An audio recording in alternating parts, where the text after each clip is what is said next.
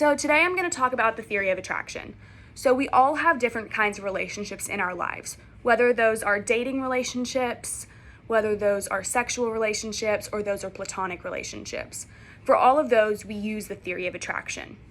So we decipher those relationships by three different things, which are the three parts of the attraction theory.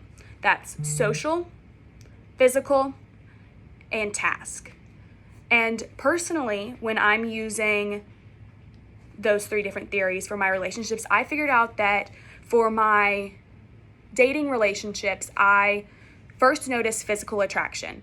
And if I'm physically attracted, then I can see if I use the social attraction. And if that works out, then that's how I decide if I pursue my relationships. And that's exactly what I did.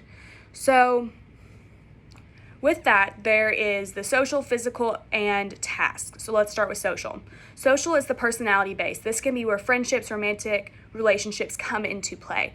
This is if you work well with this personality, if you like their personality, or it can be that you notice you don't like any of those things, and that might be like what ends it.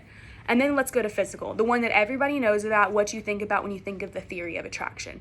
That's the attributes that you find physically appealing, but there's also a biological component with that. And that's what your brain does when you're noticing people for a romantic relationship or even just a sexual relationship. And that is if they're going to be a good mate and a protector. Or on the female side, if they're going to be a good mate and a good person to bear your children. So next we go to task attraction, which is this is more of a friendship one, but it can also be for a relationship.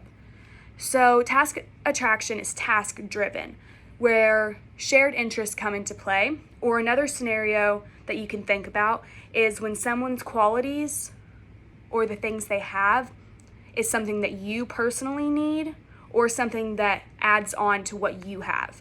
So let's say, this is like a crazy example, but let's say you are super short and you can't reach the top shelf. Well, you might have somebody who is your best friend and it just works out that they're tall and can reach the top shelf. So that's you using you have something that you don't have, but the other person has it. Or it can be the opposite, or they can work together. So with that being said, you can use all three, social, physical, and task, for any kind of relationship, just one for one certain kind of relationship.